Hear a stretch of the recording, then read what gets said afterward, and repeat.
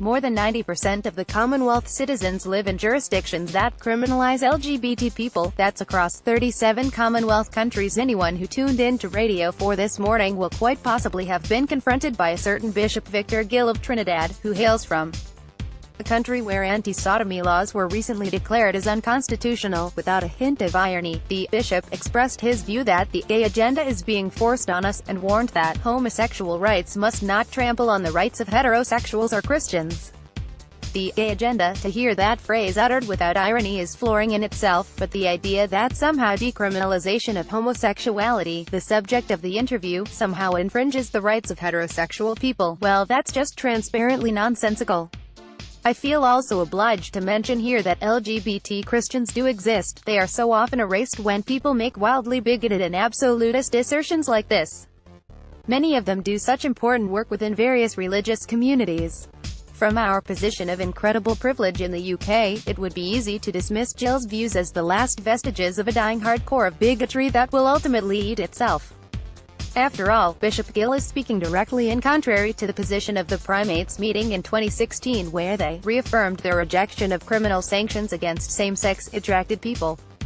Within these religious communities, progress is undeniable. However, the reality for millions of LGBT people living in the Commonwealth is that this bigotry is very real, and it is enshrined in law. More than 90% of the Commonwealth citizens live in jurisdictions that criminalize LGBT people. That's across 37 Commonwealth countries. This week, the Commonwealth Heads of Government Meeting 2018 is taking place in London. With the theme of Towards a Common Future, the literature around this event makes reference to addressing the shared global challenges we face, and agreeing actions on how to create a better future for all. More than ever, this year should be about making sure that LGBT people are allowed to be a part of that future, and Bishop Gill's remarks remind us just how much work there is to do. Last year marked the anniversary of the decriminalisation of homosexuality here in the UK, and Theresa May acknowledged then that Britain, with its legacy of colonial rule, has a special responsibility to help change hearts and minds when it comes to anti-gay laws, going further than any of her predecessors.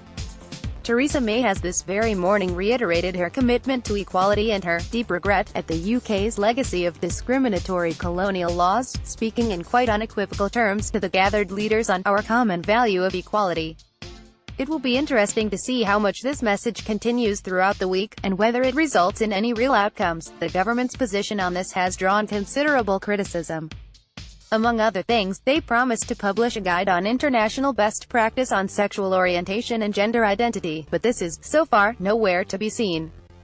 A skeptic's interpretation of this could be that the government is backpedaling on their promise. Given their approach to LGBT rights at home, take the brazen outing of Shamir Sani by the Prime Minister's aide only a few weeks ago, it wouldn't be particularly surprising. Theresa May calls on Commonwealth countries to change outdated homosexuality laws. As Bishop Gill reminds us, though, there are powerful voices within the Commonwealth who believe that, in his words, things are being forced upon them in a framework of neocolonialism. I can understand the latter, and believe that this meeting should not just be about governments making statements, and it certainly shouldn't be treated as a platform for the UK to begin lecturing or bullying other countries. In that context, May's words this morning are at least encouraging, and maybe they do mark a step change in the approach we as a country take within the Commonwealth. The meeting isn't just a selection of photogenic panel discussions, roundtables and receptions. With the introduction of the Women's Forum at Malta in 2015, and its return this time round, the Commonwealth has already demonstrated that it can be a facilitator of real social change for the better. I confess I don't anticipate a brand new LGBT forum to appear overnight, but as LGBT activists from across the Commonwealth come to London and make their voices heard, it feels to me that things are moving slowly towards real change. For each Commonwealth country, that change will be unique, and the challenges they face are different.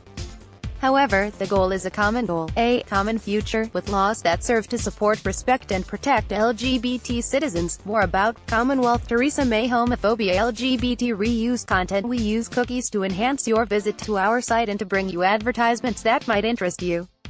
Read our privacy and cookie policies to find out more.